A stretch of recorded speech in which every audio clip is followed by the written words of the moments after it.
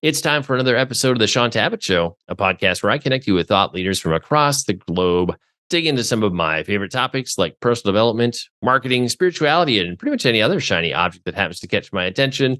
Today, my special guest is Scot McKnight, and we're going to be discussing his new book, Revelation for the Rest of Us, a prophetic call to follow Jesus as a dissident disciple. Scot, it is truly an honor, sir. Welcome to the show. Well, thank you, Shaun. It's good to be with you. We were not too far from you, not that long ago. We were on that big lake that's about an hour from Greenville, toward the mountains. Yeah, very nice. Pretty cool. Very nice. Well, and I'm still a fairly new transplant. I haven't even been in the Greenville area for 2 years. Originally a Minnesota boy, most of my life, other than the last 5 or 6 years. Scot, I've known of you and your books for many years, just having started out in the academic space and being in the Christian publishing industry for over a decade.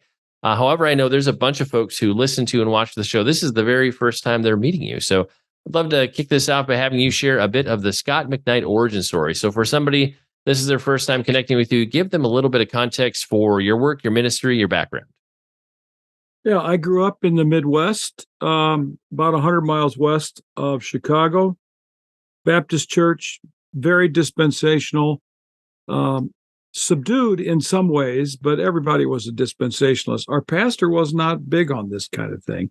He wasn't into speculation and all that sort of thing. Our youth pastor was, though, and that's what matters.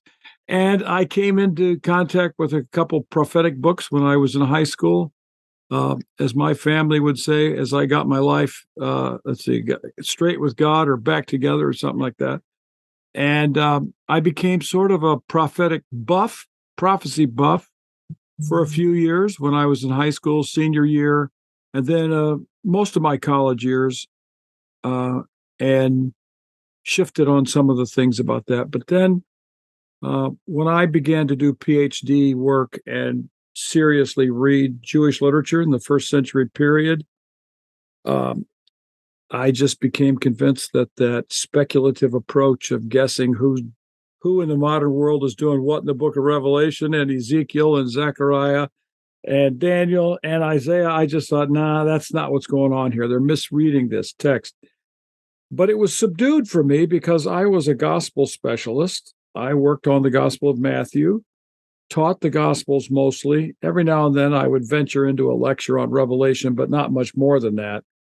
And then when I was teaching at Northern Seminary one day, I said to myself, I'm going to teach a course on Revelation. I got to put this together. I've been thinking about this forever, reading and had all kinds of ideas. And, I'd read books about it and kept reading the book of Revelation.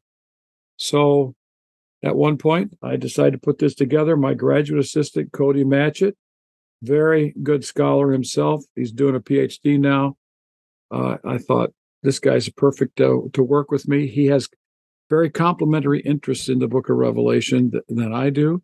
So we work together and we put this book out, and we hope it helps Christians live a better life of discipleship and avoid all the speculation that gets involved with Revelation. Well, in terms of the kind of the popular view of Revelation, if we look back on things like A Thief in the Night, the late great Planet Earth, or the whole Left Behind series and the range of films that have come out of that. Another one that just came out recently. I'd love your perspective. Like, how much does that inform what popular culture, popular church view of Revelation, and is there an impact that is even seen to some degree in the academic space? Well, Shaun, you're totally right about, let's say, Thief in the Night. Hal Lindsey, Salem Kurban is in there. Most people don't know about him. He was the one I read in high school. By the time I found out about Hal Lindsey's book, I thought, I've read all this in Salem Kurban. They both do the same thing. And then, of course, the Left Behind series with Jerry Jenkins and Tim LaHaye. My son's team always beat Jerry Jenkins' son team in baseball. I just want you to know. And then, so they've had, I'd say, that group of books and books like it. Pastors like John Hagee, or what, I'm not sure how to pronounce his name. They have completely owned the populist market about eschatology. Moody Bible Institute or Moody Radio, very much Dallas seminaries, very serious work. So for so many years, has influenced everybody. I think that's what most people believe. Everywhere I go, that's what people believe. What I have found is that a lot of people grew up with that and want no part of the book of Revelation because of it.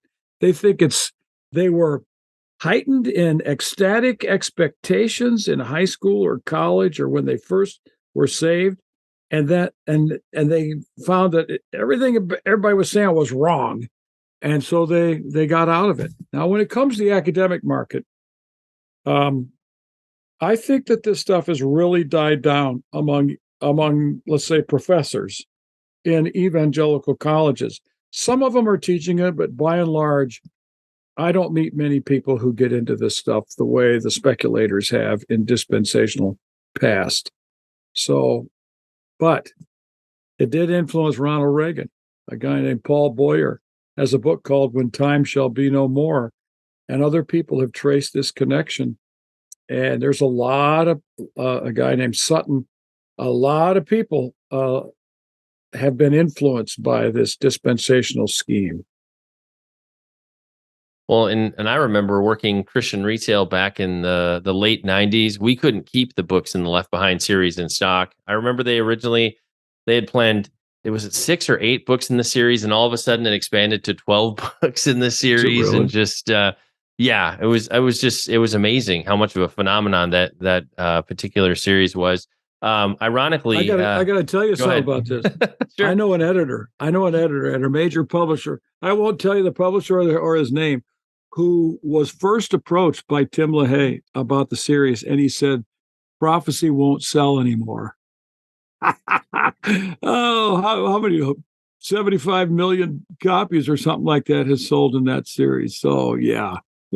Yeah, every acquisitions person and editor in the industry has some kind of a regret. It's like, yeah, it was the dumbest idea ever, and I'm so sorry that I turned it down. And I even remember the Christian satire magazine, the Wittenberg Door, did this comic strip piece of Left Behind actually happened, and I worked at Christianity Today at that time, and Tim LaHaye and Jerry Jenkins and the whole staff of Christianity Today, ironically, got left behind in that piece in the Wittenberg Door, and so. Yeah, most of my coworkers didn't find it as hilarious as I did, but we'll stop kicking Left Behind around. It certainly has carved out its own niche in the industry, to say the least. In terms of just the Book of Revelation, like who was the audience this was even intended for? I mean, there's so much noise, we miss so much, but I feel like because we have so much baggage, so many preconceived notions from what we've watched, what we've been told, all these things. Who was this book written to originally? Well, this is a good question. It says that basically in Revelation chapters 2 and 3, that this book was written for 7 churches in Western Asia Minor in the first century who were living under the thumb of the Roman Empire. And the Roman Empire, the way of the empire, the way of Babylon, the way of the dragon, was making an impact on those churches.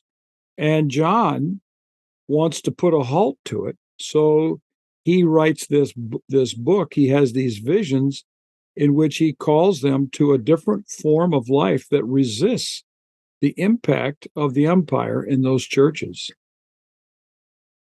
And we see the word dissident a lot in this book. For the person who's like, I have no idea what that even is. What is this dissident lifestyle that John's going to call us up to? Yeah, and I should say the book was not written for today, but it has application for today. But all right, so it was written the first century. A dissident is someone who disagrees with the way of the empire, the Roman Empire, the impact of idolatry and paganism in the 7 churches and in their cities in which they live, like Ephesus, which was a huge first century city. And a dissident sees what's going on in that empire and how it's making an impact on the church, and they resist. They resist by their witness, by their lifestyle, by their worship. Well, and I'll say you have a chapter in the book titled "Revelation and Imagination," and this one kind of broke my head because I think of how just because of my upbringing and background and where I work in the publishing industry, when I read anything that could be apocalyptic or prophetic in nature, I'm like, oh my gosh, I have all these weird blinders and lenses I look through. And one of the things I wrote down in my notes is you say an apocalypse by design is an imagination stimulating genre. If our imagination is supposed to be stimulated as we read this, how do we get past all of our baggage and the biases that we have? I mean, that's really challenging because I feel like we always want to go through all these other lenses. But is there a pure way we can actually approach this and get that imagination stimulating element in process?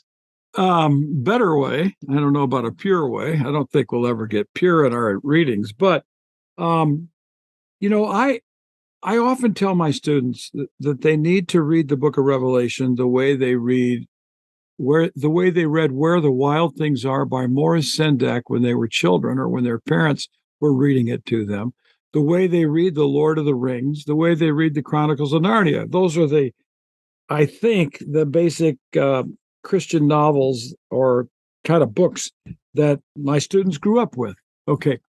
When they see that, they think, well, I know how to read Lord of the Rings. I don't think these things are real in the sense that there is a place called Middle Earth or that there is a place called Narnia. But yet, my students would say, I've been to Narnia, I've been to Middle Earth with my imagination as I let the author's images control my mind, shape what I saw, what I felt, what I heard, what I smelled, and by living into that experience, they get popped out like the Pevensie children did, out of the wardrobe door back into reality. And it was that encounter in the imaginative world that reshaped how they should live in the present world. So imagination is so important. When you read, say, Revelation 12 about the dragon and the woman and spewing forth water and try to kill her. And this is the stuff of fiction that we all know about. And the images of the dragon and the wild things or the beasts, that word I translate as the wild thing. New Jerusalem, a big square box, kind of odd. It's massive. It certainly can't fit on the top of Jerusalem.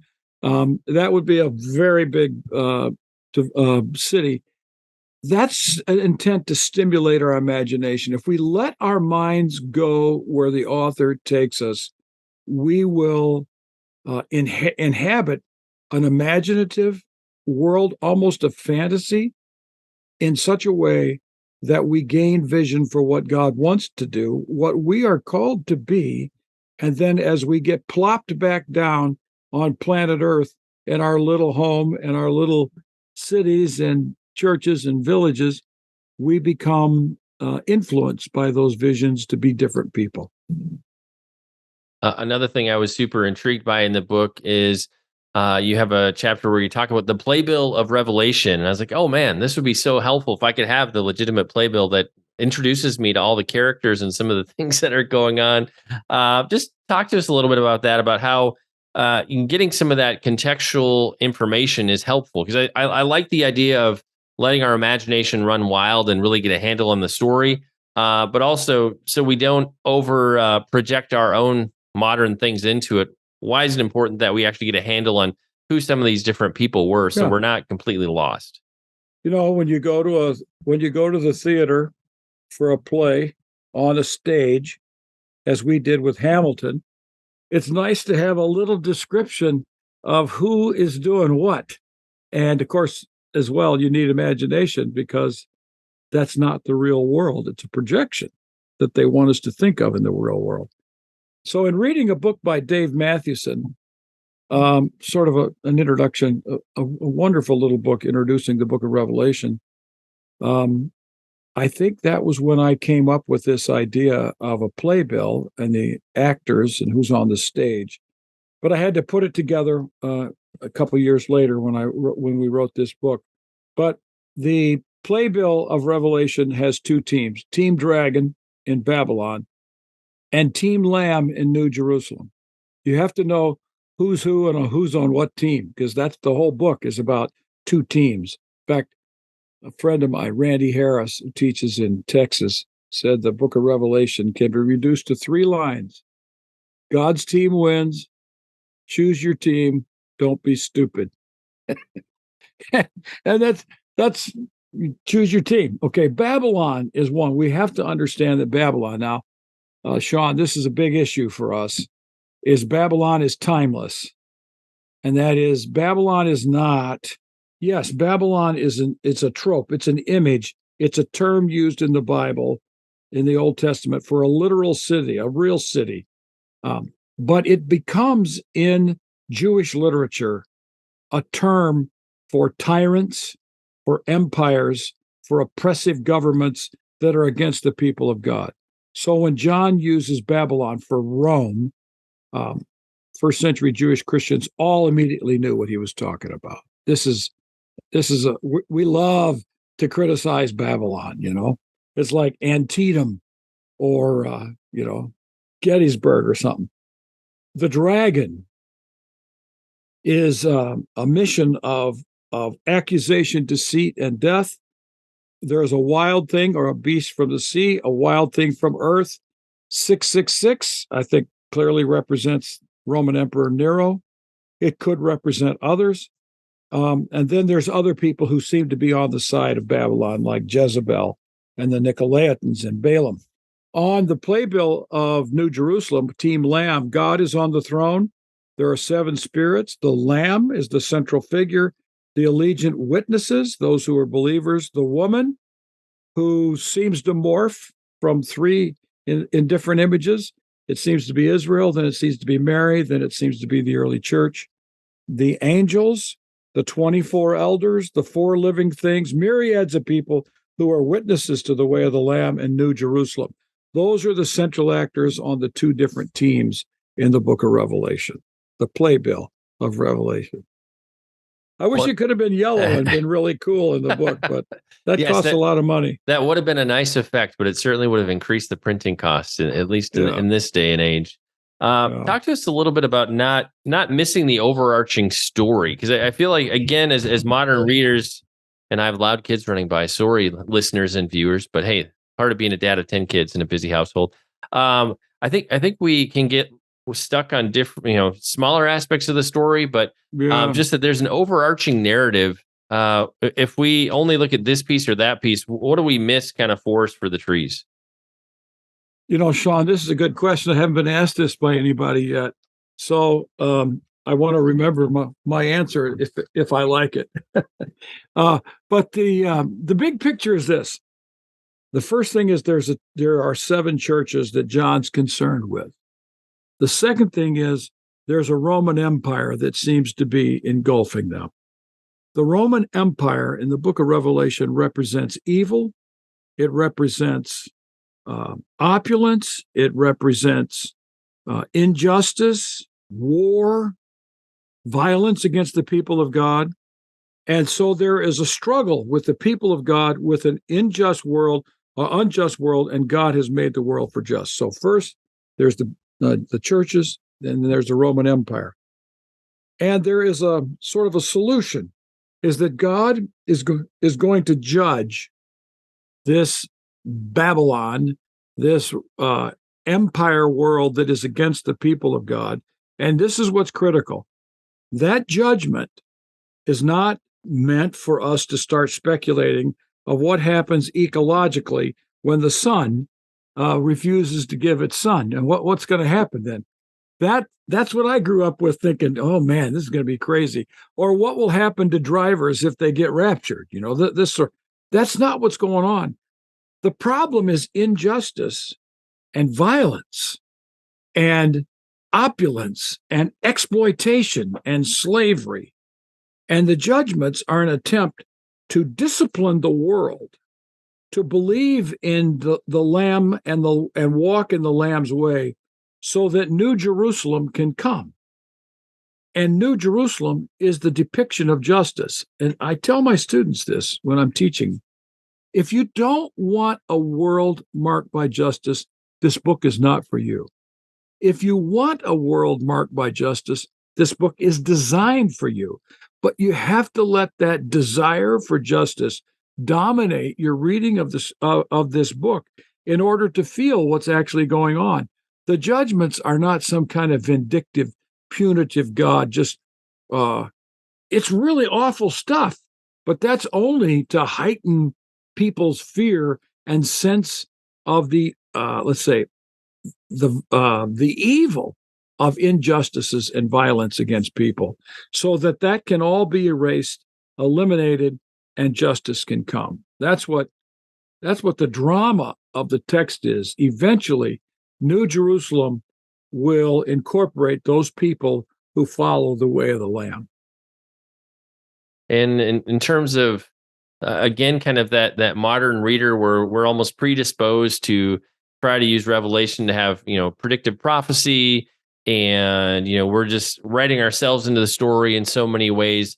You kind of implied maybe a little bit of a call to action, but how as modern readers, how do we relate? How do we start to pull things out of what we're reading in a way that's healthy? Because we've been generally taught to do it in a way that I would say is sometimes rather unhealthy, if you will. Yeah. Well, I think one of the sad things about reading the book of Revelation for many people has been it fosters speculation about who in the modern world corresponds to the beast, let's say. And as a result, it leads to a form of escapism where I know I won't be there because I believe in the rapture. So therefore, this is for other people. And that all of a sudden, the book is meaningless.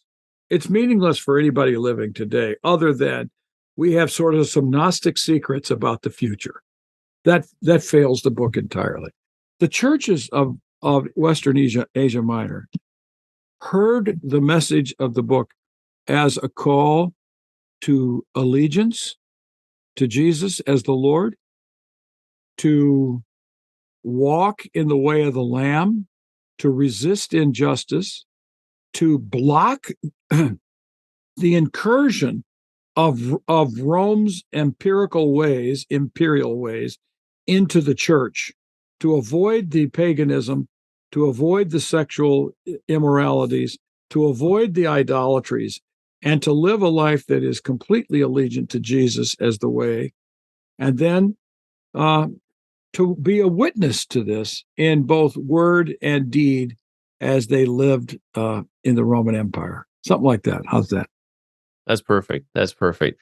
I think somebody picking up this book might be a little surprised that part 5 you kind of end on discipleship for dissidents today, I believe was the section heading. Just talk to us a little bit about we get a hold of this message. What does it look like for us to disciple dissidents, if you will?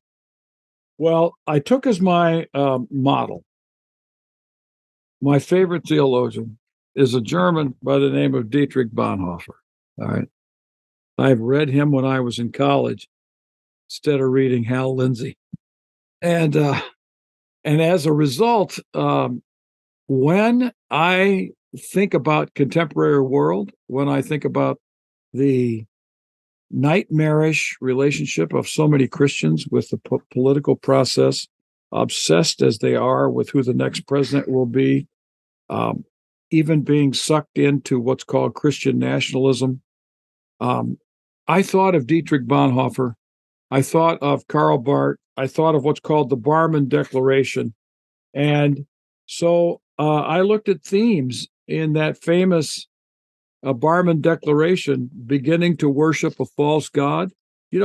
When Barth was hailed before the government under Hitler to answer for himself of how he's beginning his classes without, swearing allegiance to Hitler, he expounded the first 2 commandments or something like that. And, we shall have no other gods before us. And so that was, so it talks about the word of God, that Jesus is the one true Lord, that we have to have discernment. And I think the book of Revelation, if we read, and I tell my students all the time, you want to understand this book, start in chapter 17 with Babylon and master Babylon's major themes, and then you'll understand how to read the book from the beginning. That we can discern the presence of Babylon in our world and in the church and in the United States. Shaun, Babylon is timeless in this book. It's a timeless trope because it was in the Jewish world a timeless trope. Other people used other Jewish writers used the word Babylon for the Roman Empire, and they were prepared with those images of the prophets and in Jewish apocalyptic literature to know how to speak because they could discern the presence of Babylon. The church transcends the political process. It is bigger than the parties that are represented, and we are called to proclaim the gospel, and that gospel announces that Jesus is the Lord and that he has died for our sins. Also, a part of this Barmen Declaration is what I call a Christoform power, and that is we need to realize that in giving ourselves, in denying ourselves, we have a power that transcends the power of the political process, and that we live in a world government, and the church's mission is the gospel mission, and we need to confess that, and we need to pray that God will guide us into a way of life that resists the imperial Babylonian influence in our world today as we walk in the way of the Lamb. So the Barmen Declaration is very important to me as I think we need to take a stand in our world today that is consistent with the book of Revelation. Well, I think as we move towards another presidential election, actually wrestling with where people's hopes and their allegiance and their affection, who their Messiah was, how they felt, what the fallout was for them before, during, and after the last presidential election. There's just a lot, I think, in a healthy way, a lot of Christians, especially here in the States, need to wrestle with and go, man, where was I placing my trust and my allegiance and my hope? And really, being able to separate those two. I think we've conflated a lot of things on top of each other, especially in the last 6-7 years. And there's some unpacking that needs to be done. Well, Shaun, I think this was unleashed in the Reagan years, is where evangelicalism aligned itself with the Republican Party in a distinct way. Even Southern Democrats began to align themselves with Republicans. And at the same time, almost like a mirror response, and in some ways, before Reagan, mainline Christians in the United States aligned themselves with the Democrats. And then all of a sudden, we had a culture war that got into the church and between Christians. And if you voted Democrat, you go, well, you got to be a mainliner. And if you're an evangelical, people assume that you're going to vote Republican. Well, where did this come from? Why did this happen? I believe, in part, no kidding, that it's because of the speculative approach to the book of Revelation failed us in not teaching a discipleship that had, I use the term, theopolitical power. It was, in other words, it was a discipleship that gave us an understanding of the powers in this world and how Christians relate to it. We don't just submit to the government. The book of Revelation says we've got to resist it. We've got to stand against it. And if we're just going to submit to it, then we're going to be mad every 4 years, or we're going to be happy for 4 and mad for 4, or we're going to like it for 8 years. And this is what I've noticed, a big difference. I noticed many students were just utterly bamboozled when President Obama was elected. I noticed another group of students who were bamboozled when Donald Trump was elected. I think there was like a national relief in the last election at some level. Just the whatever you want, however you want to describe it, ended. And I think that this is a failure to read the book of Revelation. We haven't become prophetic enough, discerning enough, dissident enough to be able to recognize what's good and what's bad in the government. We've become partisan. So, And Scott, in terms of readers' journey with the book, they do their time through all the pages of Revelation. For the rest of us, what are those one or two things you hope every reader grasps from this book? What are the takeaways? Well, number one, I hope we develop a more discerning approach to what's at work in our society today at the political level. I'm not a partisan political person. I want to maintain distance from a political party so that I can maintain a prophetic stance toward corruption. The second thing is, one of the great visions in the book of Revelation, one of the great themes, sections, are the songs of Revelation.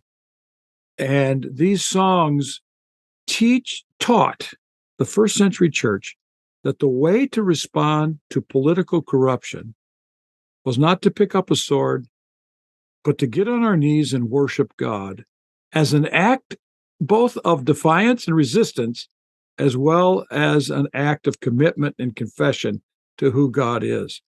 And I believe that Brian Blount, an African-American great scholar of the book of Revelation, has demonstrated in his book, in several of his books, one of them is called Can I Get a Witness?, that these songs are similar to how African-American spirituals were. That at one level, they're songs about the future. At another level, they're songs of resistance. They're songs that subvert the way of power. And that's exactly, when I read this, exactly what John is doing in the book of Revelation. Yes, it looks like just a nice little hymn sing. Singspiration is what we called them when I was in high school. We'll gather around a campfire and sing Kumbaya, Christian songs. They'll know we are Christians by our love. That's one thing. But at the same time, those songs were a way of saying we do not cooperate with the way this world works. We cooperate to the degree it is consistent with the gospel and with Jesus. And in other ways, we are dissident. So when we worship God, we are not worshiping Caesar. We are not, when we sing these songs, we are not following the way of American nationalism. We're following the way of the Lamb. So those are a couple takeaways. And Scott, in terms of the listeners and viewers connecting with you, finding out more about your books, resources, all the things, where's the best place for us to find you on the web? Well, I have a Substack account, Scot McKnight. I have one T in Scott. I have a Twitter feed, Scot McKnight, one T in Scott. I do have a Facebook page. I do have Instagram, but I don't ever look at it hardly. So leave me alone on Instagram. I probably won't see it for months. But my Substack account and also the, Twitter and Facebook a little bit. My publishers all tell me I need to be involved with these things. You know how that works. Oh, yes. We publishing folks are like, oh, man, you need a massive platform so you can help us get the word out about your brand new book. But we'll make it easy like we do with every episode. We'll have links in the description and the show notes to Scott's Substack, his social media, Twitter and Facebook, where you might actually be able to interact with him. And we'll have links to places where you can pick up your very own copy of his new book as well. It's time to bring this episode of the Shaun Tabatt Show to a close. Many thanks for being a part of my conversation with Scot McKnight. Once again, our book today was Revelation for the Rest of Us, a prophetic call to follow Jesus as a dissident disciple. And Scott, I want to say thank you so much for sharing with us today. It's been an honor and a pleasure to have you on the show. Thank you very much. Good to be with you, Shaun.